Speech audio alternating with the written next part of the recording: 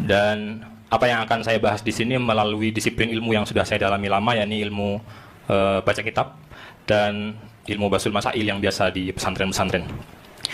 Apa yang akan saya kaji adalah kesesatan logika Imaduddin. Jadi Imaduddin itu membuat logika, tetapi logikanya sesat. Kenapa saya katakan sesat? Karena tidak sesuai dengan disiplin ilmu yang ada. Jadi dia punya logika, tapi disiplin ilmu yang ada tidak sama dengan logika dia. Maka saya klaim bahwa ada kesesatan logika di Imaduddin. Dari mana itu? Ada dua thariqah itsbatun nasab yang sudah disodorkan oleh banyak orang pembela Bani Alawi. Satu khatun nasabah, bahkan Habib Hani tadi cerita ada 180 bahkan yang menetapkan nasab Bani Alawi. Ada syuhrah wal istifadah, kepopuleran yang sudah sejak lama, itu juga ditolak. Semuanya ditolak oleh Imaduddin. Kenapa itu ditolak? Nah, dari mengetahui kenapa itu ditolak, kita bisa mengetahui akar masalah dari pikiran Imaduddin. Kalau kita bisa membantah akar masalahnya, berarti alasan penolakan Imaduddin tidak berdasar. Kalau alasan penolakannya tidak berdasar, maka semua hujah yang disebutkan seharusnya harus diterima demi ketaatan pada ilmu. Pertama, Imaduddin itu menolak syuhrah istifadah. Dia berargumentasi pakai kitab Muqaddimat fi ilmil ansab. Dia menukil ibarat wa alla yakuna laha ma yu'ariduha min riq'atin atau min ruq'ah min ruq'atin qat'iyyatid dalalah. Di ibaratnya bilang bahwa syuhrah istifadah itu tidak boleh bertentangan dengan catatan yang qat'iyyatud dilalah atau tafsirnya absolut, tafsirnya pasti. Lalu interpretasi Imaduddin terhadap kaidah itu adalah Syajarah al-Mubarakah yang secara qat'iyud dilalah menyatakan anaknya Ahmad hanya 3 dan tidak ada yang bernama Ubaid. Jadi menurut Imaduddin, kitab Syajarah Mubarakah itu riq'ah atau ruq'ah qat'iyatud dilalah. Dia adalah catatan. Barusan ya kita sudah mendengarkan cuplikan video dari Kiai Haji ataupun Ustadz Nafis yang mana beliau dengan getol ya membela Sada Balawi atau klan Balawi. Dia juga menyanggah tesis-tesis Kiai Haji Imaduddin Usman Al-Bantani dengan sangat jelas sekali ya di video ini ya, sangat jelas banget. Tapi bagaimana kelanjutannya? Mari kita tonton lagi ya. Buat Anda yang belum subscribe, silahkan subscribe channel ini. Sekali lagi, buat Anda yang belum subscribe channel ini, silahkan subscribe channel ini. Dan untuk video selanjutnya kita tonton sampai selesai. Biar apa? Biar kita tahu, kita paham dengan isi video yang akan kita reaksi nanti di akhir video ya. Karena apa? Karena biar kita tahu isi ataupun hujah-hujah yang beliau-beliau ini akan sampaikan. Ini dia video keseluruhannya. Buat Anda yang suka ngopi juga boleh sambil ngopi ya. Kita tonton ya, silakan.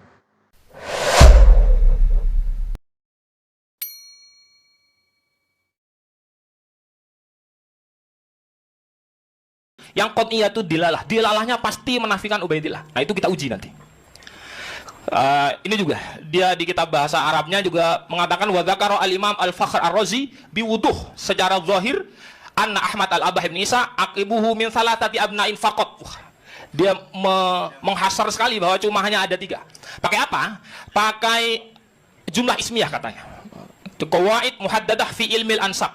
Itu adalah kaidah-kaidah yang sudah paten dalam ilmu nasab. Kalau sudah pakai jumlah ismiyah berarti jumlahnya harus sesuai itu. Beliau menukil kaidahnya dari kitab Al-Mu'qibun karya Syekh Mahdi Rajai. Wa min dzalik idza qalu aqibuhu min fulan. Aqibuhu mubtada min fulan khabar. Al-aqib min fulan mubtada khabar. Fa innahu yadullu ala anna aqibahu munhasirun fihi.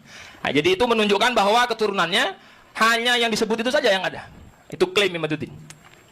Kemudian dari sumber yang bisa dipercaya, Imaduddin juga pernah bilang wa nasun sorihun qati'un.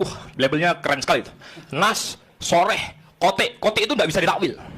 Minan nasabah Al-Fakhr Ar-Razi fi awalil qarni sabi' bi anna Ahmad la yakunu lahu akibun illa min salatati banin. Fama dzukira ba'dahu, kalau ada catatan setelah itu da'iyun la yathbut atau la yuqbal. Maka catatan setelahnya ditolak semua hanya gara-gara ini. Gus, mohon maaf. Ya. Ini tulisan siapa sebenarnya? Ini dari bahasa Arab ini tulisan siapa? Ibarah ini. Dari Imaduddin. Kiai Imaduddin, dalam tulisannya, menulisnya dalam bahasa Arab seperti itu, baik. Imaduddin kan nulis bahasa Arab, dia bicara bahasa Arab juga. Orang Banten. Orang Banten. Walhasil akar masalah dari penolakan dia adalah dari Syajarah Al-Mubarakah dan menggunakan teori jumlah ismiyah. Maka dari itu di sini saya akan membahas 4 hal, tapi pembahasan utama saya cuma di 2. Satu Syajarah Al-Mubarakah, 2 jumlah ismiyah. Dan nanti ada tambahan sedikit, sebentar saja kita akan bahas dalil madlul dan kaitan sikap dan nasab.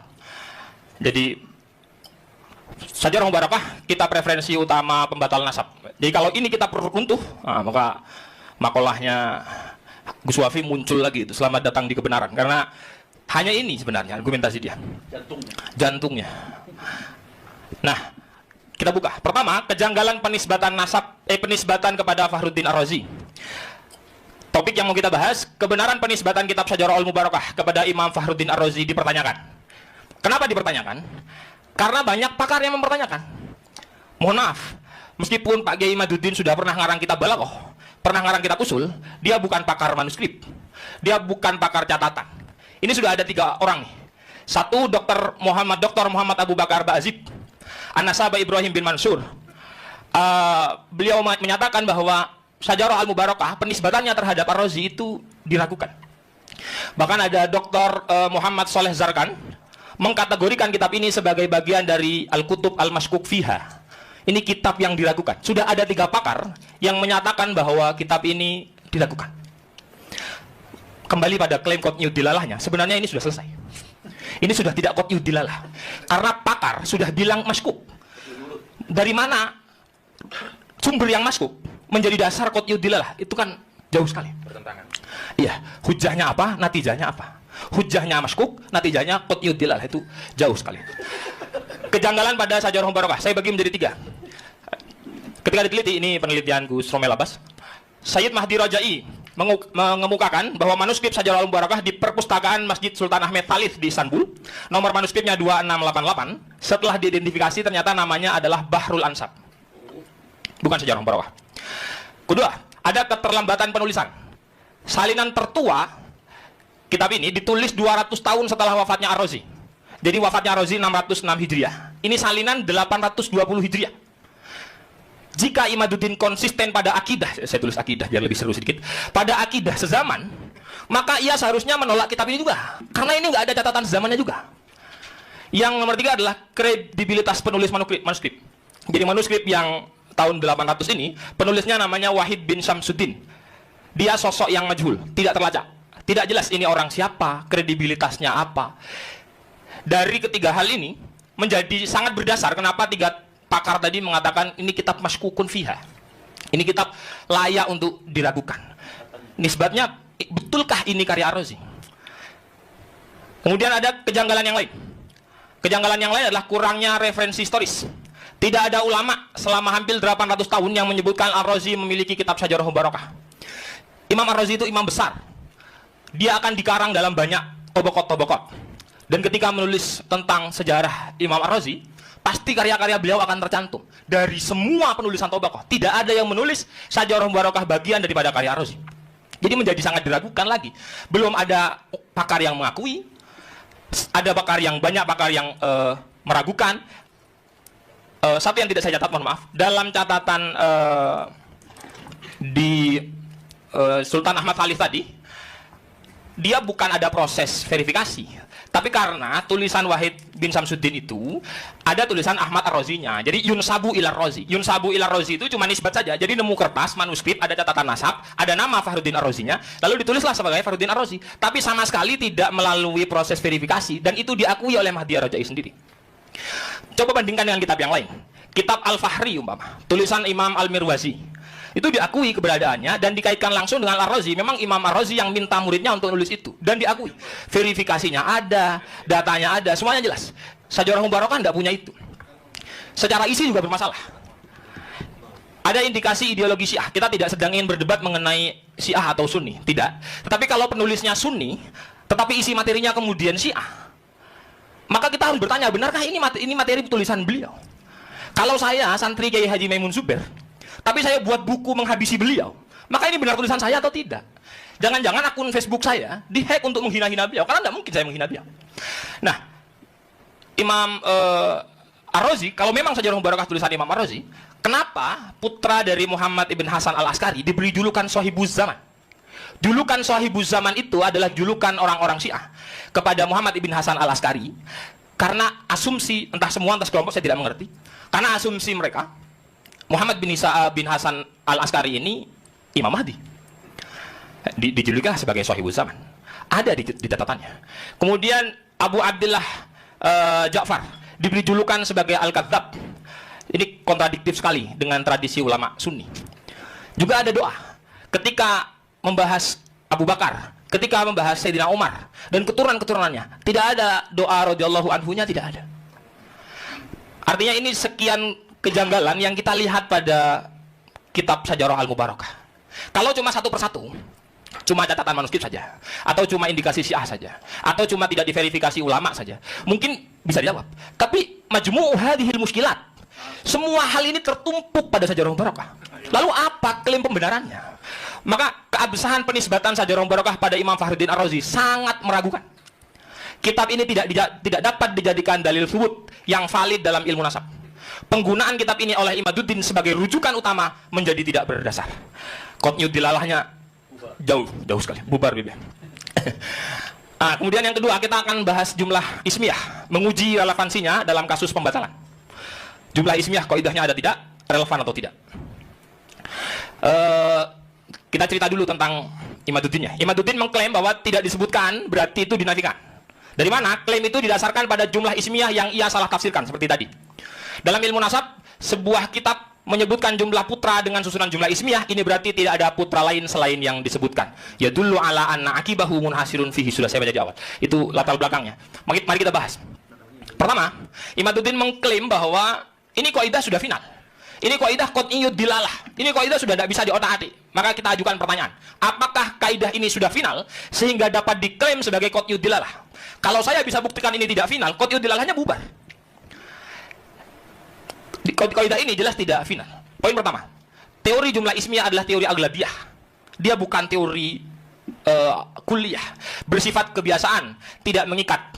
Kenapa begitu? Karena semua kaidah berada di bawah satu kaidah. Kaidah induk daripada semua kaidah ada likulli qaidatin istithna'un wa syududun. Jadi tidak pernah ada kaidah yang tidak ada mustasnayatnya. Saya guru pengajar qawaidul fikih di Sarang. Semua kaidah yang disusun dengan dalil yang baik, yang disusun dengan logika fikih yang baik, masih ada mustasnayatnya. Lah kaidah begini cuma jumlah ismiyah, bisa nggak ada mustasnayatnya, ini gimana? Tarik nafas dulu, Gus. Tarik nafas dulu. Mohon maaf, tarik nafas dulu. Saya bocorkan sedikit. Saya lebih Madura dari Gus Wafi. Kayak Gus Wafi ini Madura swasta, saya Madura asli. Oke. Allahumma sholli ala Muhammad. Biar seru saja. Satu. Nomor dua, kata ya dulu. Fa innahu ya dulu ala anna akibahu munhasir. Lafaz ya dulu itu belum tentu ya dulu dilalatan qat'iyah. Lafaz ya dulu itu punya dua ihtimal.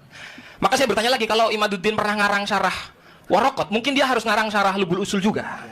Agar dia faham di dalam Lubul Usul itu ada dilalah mayadulu dilalatan qat'iyatan, ada dilalah mayadulu dilalatan dhanniyatan.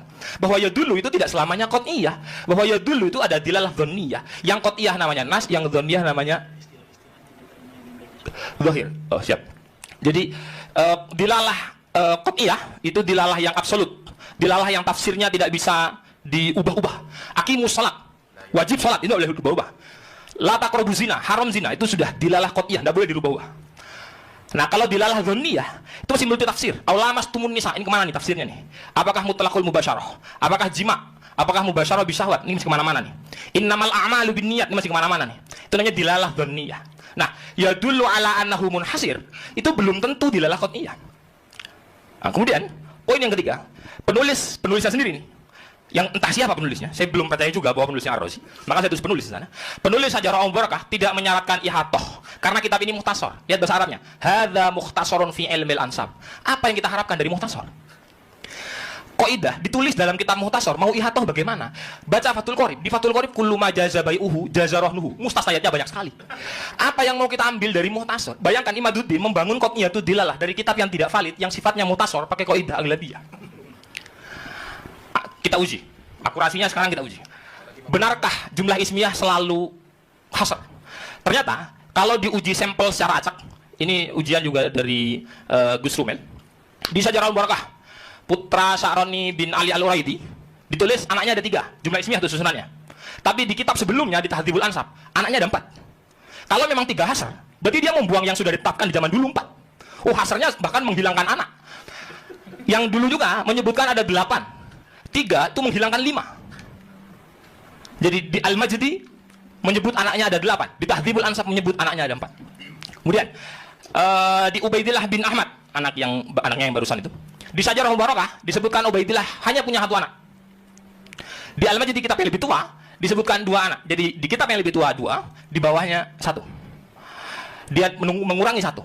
Nah, awalnya Imaduddin bilang jangan-jangan begitu nyampe Syajarul Barakah memang keturunannya tidak ada, jadi tinggal 1.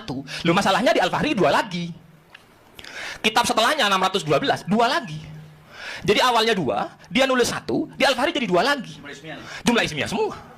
Ini gimana? Hasarnya di mana? Kemudian sampel nomor 3, di Syajarul Al-Mubarakah ditulis anaknya Muhammad Al-Akbar bin Ali Al-Uraidi, anaknya ada 7 katanya. Di tahun 606 beliau bilang anaknya ada 7. Tahdhibul Ansab yang wafat tahun 435, anaknya ada 6. Tapi di Al-Majdi tahun 490 Hijriah anaknya 9. Jadi 7 sudah buang 2. Hasilnya tidak valid. Turun ke era setelahnya, kalau kita bandingkan masih orang yang sama, ini sampel keempat. Syajarul Barakah, anak yang direportase bilang 7, Muhammad Al-Akbar masih sama.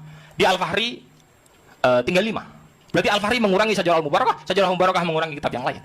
Ini artinya kalau teori jumlah ismiyah itu dipakai, antara kitab nasab yang satu dengan kitab yang nasab yang lain akan saling membunuh itu. Karena semuanya kurang-kurang data semua. Maka kesimpulan pentingnya adalah setiap 100 nama yang direportase dalam Syajarul Al-Mubarakah ditemukan setidaknya 15 sampai 25 masalah akurasi saat dikonfrontasi dengan referensi yang lebih tua. Kalau pakai Z-score, kesalahan lebih dari 10% menunjukkan bahwa klaim finalitas jumlah ismiyah tidak bisa diterima.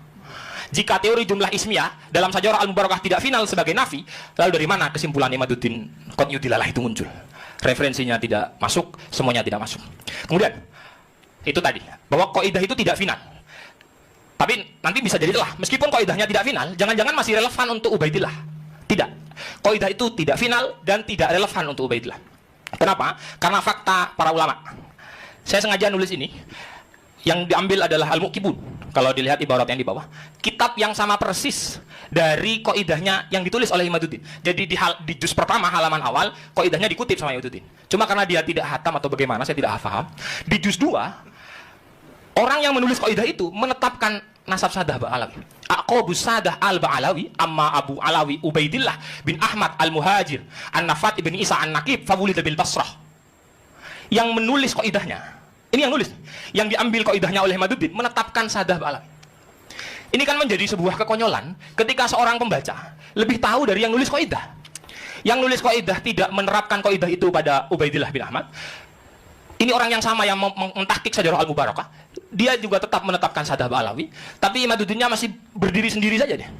Makanya betul sekali kalau disebut kesesatan logika. Kemudian Mahdi Rajai juga yang bilang Ubaidillah jauh dari tempat kodifikasi nasab. Fi khususi, kata Mahdi Rajai, yang kaidahnya dikutip oleh Imaduddin. Fi khususi halati Abdillah au Ubaidillah kana minal wadih. Jelas sekali kata Syekh Mahdi Rajai, anna hijratahu ila mantiqatin kharija aradi kuttabil ansab, bahwa perpindahan atau hijrahnya Ubaidillah ke daerah yang ada di luar area para penulis nasab al-awail alladzina kanu umuman fil Iraq wal Iran, yang mayoritas ada di Irak dan Iran. Hijrah itu tadi tasabbab, yang menjadi sebab fi adami wusuli ismihi ila kuttabil ansab. Itulah yang membuat nama beliau tidak tercantum. Karena dulu nama penulis ada di Irak dan Iran, beliau ada di Yaman. Tidak seperti sekarang buat status WA sekarang, teman-teman lihat semua, keluarga saya di Madura lihat saya sekarang. Itu sekarang, tapi di masa lalu jarak baina Yaman wa Irak itu jauh sekali. Maka ketika kaidah jumlah ismiyah ini masih dipakai, padahal penulis kaidahnya sendiri menetapkan Bani Alawi dan menjelaskan korinah kenapa kaidah itu tidak layak diterapkan kepada Ubaidillah, menjadi sangat dipertanyakan. Akhirnya biar kaidah muqabil bil kaidah, kita beri kaidah pembanding. Kaidah yang lebih relevan untuk Bani Alawi terkait kitab yang tidak menyebutkan itu ada 3. 1, as-sukut 'ala nasab wa adamu dzikri. Tidak menyebutkan nasab atau tidak menyebutkan mbah-mbah nasab, la yu'tabar fi ilmil nasab. Li'anna sakit yahtamilu fi amrihi al-jahalah awil akhadha an jahil. Karena yang tidak menyebut mungkin saja tidak tahu, atau dia mengutip dari orang yang tidak tahu. Awil ittisar, atau mungkin saja dia hanya meringkas. Ini kaidah pembandingnya, dan ini lebih relevan kepada Bani Alawi jika dikaitkan dengan Sajarah al-Mubarakah. Kaidah yang kedua, dzikrul adat la yanfi az-zaid. Penyebutan angka itu tidak menafikan selebihnya. Dan itu diterima dalam banyak fan. Dalam ilmu hadis umpama, Nabi menyebutkan dalam satu riwayat fadilahnya jamaah 25. Yang riwayat yang lain 27. Apakah karena ada 25 lalu 27 ditolak? Ya tidak. Isbat 25 itu tidak menafikan tambahan untuk 27. Jadi sama-sama saja. Dzikrul adat la yanfi az-zaid. Ada sebutan angka 3 dengan jumlah ismiyah, itu tidak menolak angka yang selanjutnya. Kemudian kaidah yang ketiga, adamul wijdan la yadullu ala adamil wujud. Tidak menemukan bukti bukan berarti suatu itu tidak ada. Ketika Sajarah Mubarakah tidak menemukan buktinya, bukan kemudian Ubaidillah itu tidak ada. Sebelum saya masuk dalil madlul, saya simpulkan dulu. Jadi klaim Imaduddin adalah ini qat'iyud dilalah. Jadi akhirnya semua tertolak karena ini qat'iyud dilalah. Bahwa Sajarah Mubarakah adalah qat'iyud dilalah sehingga khatun nasabah ditolak, syuhra wal istifadah ditolak. Semuanya serba ditolak. Nah, qat'iyud dilalahnya rancu dan gagal dari segala arah. Satu, kitabnya maskuk seperti yang saya jelaskan tadi. Dua, kaidahnya tidak relevan. Jadi dari dua itu saja, saya tidak yakin perdebatan dengan Kiai Imaduddin butuh 3 hari 3 malam. Isi buku itu begini, Kiai. Setelah kami kaji bersama tentang buku mereka yang berjudul Keabsahan Nasab Ba'alawi yang 500 halaman lebih, dan dari kata pengantar para kiai 50 kata pengantar, kiai-kiai besar lagi. Ternyata setelah dikaji, mulai dari awal banyak ditemukan salah pengaplikasian ibarah yang mereka kutip dari kitab Rasail, yang justru kaidah-kaidah ilmu nasab itu menyerang atau membatalkan nasab mereka. Mulai dari syuhra wal istifadah yang mereka pakai untuk menguatkan nasab mereka, justru itu membatalkan karena syuhra wal istifadah itu tidak dipenuhi 4 syarat yang ditulis oleh kitab Rasail dan kitab-kitab nasabah yang lain. Terus yang kedua, di kitab tersebut banyak kesalahan-kesalahan teks dalam ibarah, karena kalau kesalahan teks di ibarah Arab itu akan merubah makna, Kiai. Seperti terdapat di buku itu mengutip disclaimer bab subutun nasab yang berbunyi wa yasbutun nasabu bil alamatil wadihat wal bayyinati tsabitat. Di awal buku itu ditulis wa yathbunu bisyubuhat. Ini sudah merusak makna, Kiai. Terus yang kedua, dengan ibarah yang tadi itu, mereka juga mengutip kembali di judul di buku mereka yang berjudul pada akhir buku itu Imaduddin menjiplak tokoh orientalis dan nun aswaja. Tuduhan mereka, tuduhan mereka. Kembali mereka mengutip dalil tersebut. Salah lagi, ya. Gimana kok yang di awal salah, ini yang kedua juga salah, berarti kan ada kesengajaan atau itu, kalau menurut saya, husnudzon saya, jadi ini apa, bahasa tubuh lah. Bahasa tubuh. Jadi iya, jadi di bab tersebut ditulis wa yasbutun nasabu bil alamatil wadihat wal bayyinati tsabitat wa yasbutu bisyubuhat. Bisa dicek, ya. Jadi artinya nasab itu bisa diisbat itu dengan alamat wadihat, tanda-tanda yang jelas, arkeologi lah. Terus wal bayyinati tsabitat itu adalah catatan yang pasti yang dituntut oleh Kiai Imad sebagai kitab sezaman, Kiai. Terus kemudian wa yasbutu bisyubuhat. Ini mungkin jangan-jangan itu cuma salah tulis barangkali itu. 2 kali, Kiai. 2 kali. Dan masalahnya mungkin gini, kita tidak bisa mengatakan bahwa itu salah tulis karena tidak ada terjemahannya, kan? Tidak terjemahkan ini. Kalau terjemahkan kan kita bisa menganalisa, oh mungkin ini apa? Iya. Salah tulis. Jadi misalnya kaum santri bisa memaknai ibarah Arab, ini akan menyesatkan. Iya. Karena artinya wayas butuh bisyubuhat. Jadi nasab itu bisa diisbat dengan Syubhat. syubhat, Kerancuan dengan kerancuan. kerancuan Dan seperti itu terbukti ya. Terbuktinya ketika ada akun TikTok itu yang bernama Habib Mujassim gitu. Ketika berdiskusi dengan saya, dia mengatakan, loh, nasab itu Gus kan boleh ditetapkan biadna dalil, dengan dalil remeh-temeh. Nah, ini kan membuktikan bahwasanya memang mereka itu sengaja seperti itu. Indikasinya gitu. Karena apa? Karena mereka itu ketika mengutip ibarat selalu tidak memberikan arti. Nah, itu terjemahan itu penting, penting. Nggih. sangat-sangat penting. Nggih. Nah, ini anggota Basul Masail PBNU akan menjawab anggota Basul Masail di Jateng atau di Rembang gitu ya, Mas Maimun Nafis atau tingkat pesantrennya. Ini sama-sama anak NU. Mas Maimun Nafis mengatakan bahwa nasab Ba'alawi sudah diisbat 180 kitab. Ini sama dengan Mas Hanif Alatas tadi ya, 150 kitab atau 180 kitab. Ya saya katakan lagi, Mas Maimun Nafis 1000 atau 2000, 1 juta kitab yang mensahihkan nasab Ba'alawi itu akan mentok ke abad 9 kepada kitab Al-Burqatun Al-Musiqah dan kitab Al-Jawharus Syafah. Karena memang itu muaranya di situ, dimulainya dari situ, bendungannya di situ, kemudian dialirkan kemana-mana. Bisa tidak sebelum dari bendungan Al-Jawharus Syafaf dan Al-Burqah itu, kitab itu atau pengisbatan itu melaju sampai ke Ahmad bin Isa. Tidak ada, Mas Maimun Nafis. Nasab Ba'alawi dipabrikasi, dibangun pada abad ke-9. Itu ya. Wah, ulama-ulama itu ulama yang siqoh, adalah dan sebagainya. Kita tidak meragukan kesikohan para ulama. Kita tidak meragukan keadalan para ulama. Tetapi kita harus sadar bahwa ulama itu tidak maksum. Ulama itu tidaklah dijaga oleh Allah seperti Nabi Muhammad dijaga, para anbiya dijaga dari kesalahan. Kalau kita mengatakan ulama pasti benar, maka akan banyak orang-orang yang harus kita benarkan. Ketika salah satu berbeda dengan yang lainnya, kita akan bingung. Semuanya maksum kok. Ini tidak begitu. Agama ini agama dalil. Siapa yang punya dalil, maka dialah yang harus diikuti. Wala taqfu ma laysa laka bihi ilm. Itu Mas Maimun. Jangan kau ikuti apa yang tidak punya dalil. Ibnu Hajar dan lain sebagainya. Itu tidaklah berniat berdusta, tidak. Dia mendapatkan dari kitab Al-Juz'ul Latif. Dia tidak bertemu dengan Al-Idrus. Dia membaca kitabnya Al-Juz'ul Latif. Dia husnudzon. Dia tulis saja itu. Kitab Al-Juz'ul Latif yang menerangkan silsilah dirinya sampai Rasulullah. Kemudian Ibnu Hajar mengutip, ya mengutip aja. Oh, Ibnu Hajar pun ulama besar, masa dia ini tidak teliti? Ya, ulama itu kalau dalam masalah fikih kan Ibnu Hajar ulama fikih. Kalau Ibnu Hajar bicara masalah fikih, mungkin dia akan betul-betul tasabut wa tahaqquq.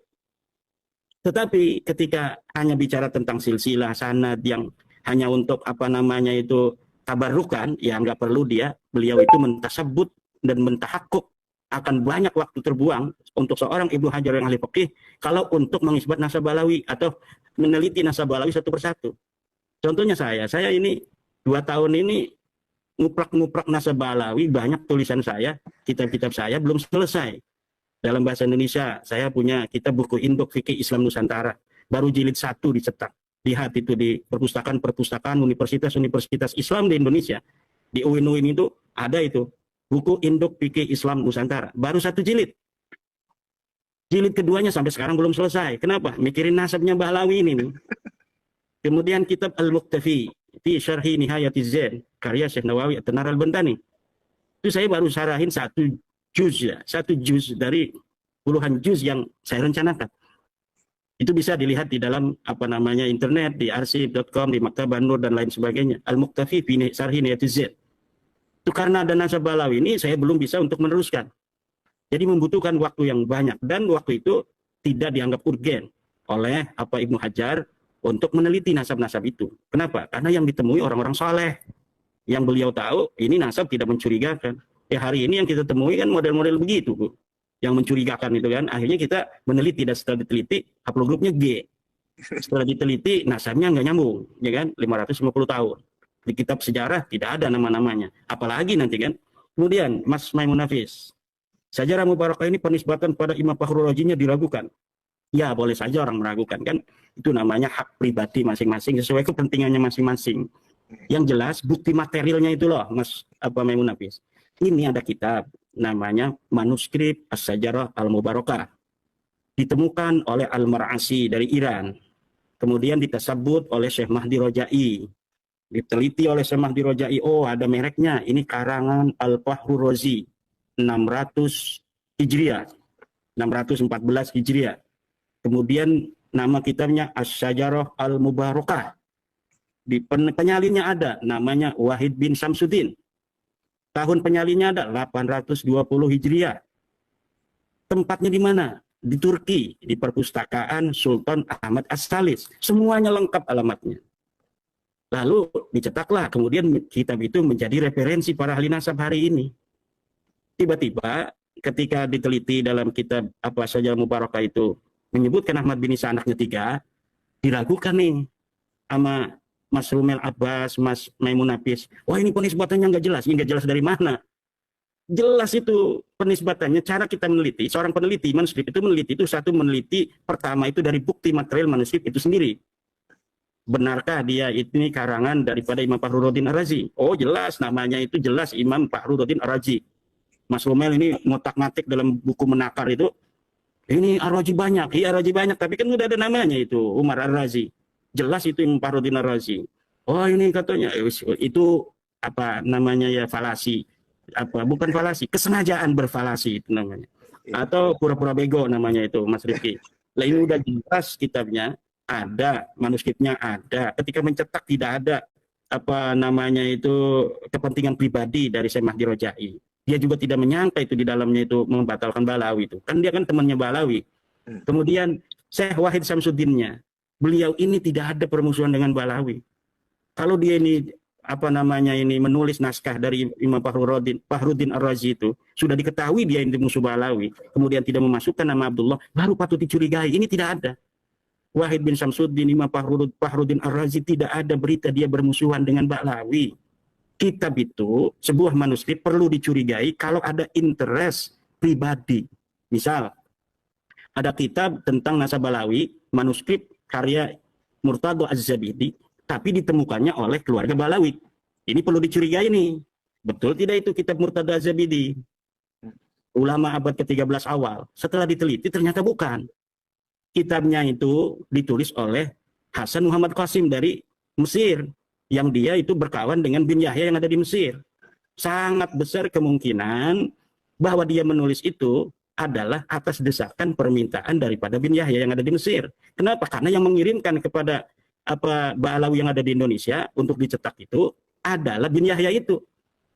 Bisa jadi itu Hasan Muhammad Qasim yang menulis, bisa jadi yang menulis ini bin Yahya itu sendiri. Yang jelas Hasan Muhammad Qasim telah diteliti oleh para ulama sebagai pemalsu manuskrip. Manuskrip Az-Zainabat yang ada di Mesir, yang dikatakan itu sebagai karangan Al-Ubaidili, ternyata karangan dia sendiri untuk mempertahankan Masjid Az-Zainab yang ada di Mesir. Ini sudah jelas. Kalau seperti itu, manuskrip-manuskrip yang ada interest pribadi dengan penemunya, dengan penulisnya, patut dicurigai. Tapi kalau As-Sajarah Mubarakah, ini tidak ada interest pribadi. Baik satu, dari Imam Fakhruddin Ar-Razi, tidak ada permusuhan dengan Balawi. Dengan penyalinnya, Muhammad Qasim, tidak ada permusuhan dengan Balawi. Kemudian dengan penemunya, Syekh Al-Mar'asi, bahkan dia ini muridnya Balawi, gurunya ini Balawi. Mahdi Rojai, dia seorang Syiah, yang teman-temannya Syiah Indonesia dari Balawi. Ini Balawi-Balawi yang Syiah itu dari Indonesia, temannya Mahdi Rojai. Nggak mungkin dia punya interest untuk apa namanya itu, membatalkan nasab Balawi dengan penemuannya. Jadi ini sangat psiko sekali, Mas Maimun Nafis, Sajarah Mubarakah, untuk dijadikan pegangan Mas Maimun Nafis untuk merenung. Coba lupakan dulu masalah-masalah hubungan pribadi dengan Balawi, lupakan dulu hubungan kekerabatan, keguruan itu. Kita coba secara ilmiah. Insya Allah Mas Maimun Nafis akan menemukan kebenaran yang hakiki. Ma'rifatu haqiqati syai'i bil yaqin. Allah yang akan memberikan itu insya Allah. Kemudian kitabnya itu namanya Bahrul Ansab setelah diteliti di dalam manuskrip atau di dalam perpustakaan di di Turki. Mas Maimun Nafis, kitab-kitab nasab itu disebut secara global itu Bahrul Ansab. Jadi orang ngomong kitab nasab itu Bahrul Ansab. Nanti judulnya apa beda lagi. Jadi setiap kitab nasab, zaman dulu itu ada istilah disebutnya semuanya Bahrul Ansab. Adapun judul-judulnya itu beda, sesuai dengan apa yang ada di manuskrip. Tetapi di dalam indeksnya, dalam indeks yang ada di perpus, itu bisa aja Imam Fakhruddin Ar-Razi Bahrul Ansab. Maksudnya itu kitab nasab. Karena kitab nasab itu disebut dengan istilah Bahrul Ansab itu, ya. Kemudian ada lagi Mas Maimun Nafis, ada ideologi Syiah di dalam kitab As-Sajalah Mubarakah. Tidak mungkin. Dengan gaya Maduranya, Mas Maimun Nafis, katanya saya ini Madura asli. Gus Wapi itu Madura yang tidak. Mas Riki ini Madura asli nih. Kalau saya Madura keturunan saja, ya. Saya juga ada Maduranya itu, Mas Maimun Nafis. Termasuk Mbah Mun itu, Mbah Mun ada silsilah kemaduranya. Itu saya mengetahui silsilah itu. Nah, dan Mas Maimun Nafis perlu ketahui bahwa ketika tahun 2019 ada orang berani menghina Mbah Mun, saya dan santri saya demo untuk mengecam orang yang berani untuk menghina Mbah Mun. Itu perlu dicatat. Kemudian tadi ya masih masalah ada ideologi Syiah ya. Ideologi Syiah ya. Ya. Apa ciri-cirinya? Kata Mas Maimun Nafis, ciri-ciri ada ideologi Syiah adalah ada merek Sohibuz Zaman untuk Imam Mahdi.